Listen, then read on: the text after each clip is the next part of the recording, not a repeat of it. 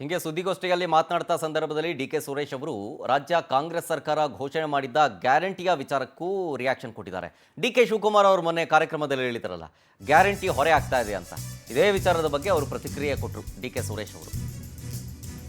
ಏನಂದ್ರು ಅವರು? ನೋಡಿ, 5 ಗ್ಯಾರಂಟಿಗಳು ನಮ್ಮ ಕಾಂಗ್ರೆಸ್ ಪಕ್ಷದ ವಾಗ್ದಾನ. ಗ್ಯಾರಂಟಿ ಕೊಡ್ತೀವಿ ಅಂತ ನಂಬಿಕೆಯಿಂದ ಹೇಳಿರೋದು. ಬರ್ಡನ್ ಆದ್ರೂ ಕೊಟ್ಟ ಮಾತು ಮುಖ್ಯ, ಅದರಂತೆ ನಡಿಬೇಕು. ಅವ್ರು ಹಂಗಂದಿರೋದು. ಕೊಟ್ಟ ಮಾತು ಉಳಿಸ್ಕೊಳ್ಬೇಕು ಅಂತ ಅವರು ಮಾತಾಡಿರೋದು. ಬರ್ಡನ್ ಆದ್ರೂ ಪರವಾಗಿಲ್ಲ ಅಂತ ಹೇಳಿರೋದು. ಮಾತು ಕೊಡೋಕ್ಕೂ ಮುಂಚೆ ಬರ್ಡನ್ ಬಗ್ಗೆ ಯೋಚಿಸ್ಬೇಕಾಗಿತ್ತಲ್ವಾ?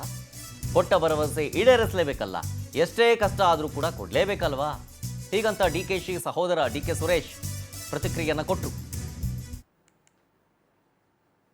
ಗ್ಯಾರಂಟಿ ಅದು ನಮ್ಮ ವಾಗ್ದಾನ, ಕರ್ನಾಟಕದ ಜನರಿಗೆ ಕೊಟ್ಟಿರ್ತಕ್ಕಂಥ ವಾಗ್ದಾನ. ಆ ವಾಗ್ದಾನದಂತೆ ನಡಿಬೇಕು.